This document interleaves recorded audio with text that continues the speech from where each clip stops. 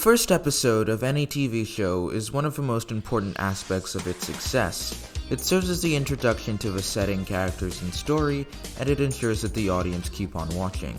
And most shows typically follow the guidelines of all story introductions. That is, introducing the main characters, establishing the world, and putting forward a central conflict. However, I strongly believe some shows do this significantly better than others, for a few reasons I'm going to get into soon. So, let's analyze the importance of a great first episode. An introduction to any form of story should give a clear understanding of the direction the story is going to take, unless the writing is deliberately baiting the audience. Granted, this doesn't mean that the tone, direction, and atmosphere can't change as the series continues, but a definitive tone should be at least established so that the viewer has a taste of what's to come. World building is not a necessity. It's the first episode. Focus on the characters and maybe a little bit of the world. Too many writers believe that the first thing the viewer should be exposed to when they decide to sit down and watch their series is a large dump of exposition. This comes off as extremely overwhelming most of the time and ruins any interest anyone would have in viewing your story. Lore can be explored further down the line. Maybe episode 3 to 5 if you're running a 22 minutes per episode show, and episode 2 if you're running a 45 minutes per episode show. It's most important to start off with characters, particularly the main character. Usually main characters have a set dream or goal they want to achieve. This is not a necessity. Not every character wants to find One Piece or become Hokage or some other long-term goal that could turn a 70-episode masterpiece into over 500 episodes of drag. Just like real life, not everyone knows what they want to do. Sometimes a story can work when a character is thrust into a situation where they have to do things that they necessarily don't want to do. I would now like to discuss some of my favorite and least favorite first episodes ever. Starting off with what I consider to be a bad first episode is Bojack Horseman's first episode. Despite this being one of the best adult animated series ever, my goodness, is its first episode really weak.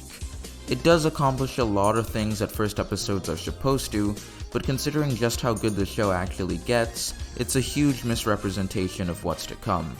You would expect after watching this a shallow, vapid, needlessly raunchy adult cartoon like Family Guy, which couldn't be further from the truth. Some good examples of first episodes would be Cowboy Bebop and Regular Show.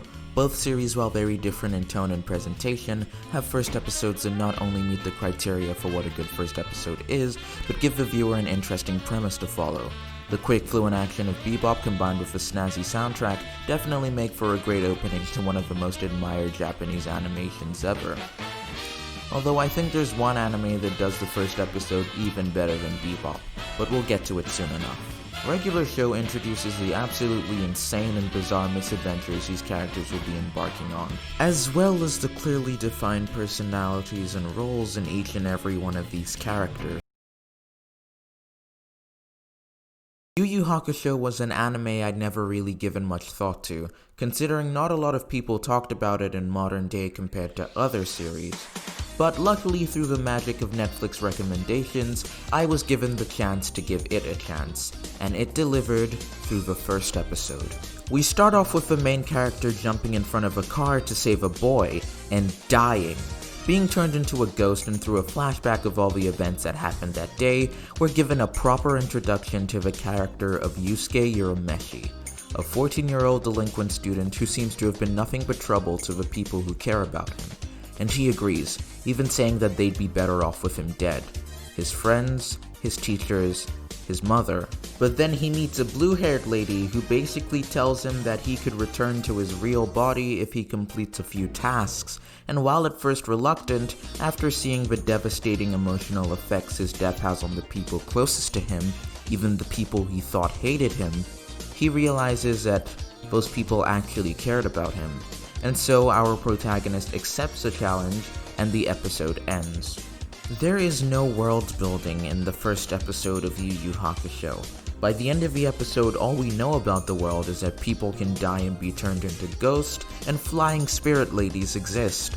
But in trade of boring exposition, we get a great introduction to a few of the main characters and one of the best starting episodes in shonen anime history. It's also a great idea to end your episode with an interesting conflict that will be resolved later in the series, be it a minor conflict or the endgame of the entire show. I feel like I need to clarify that most of this only applies to story or heavily serialized shows.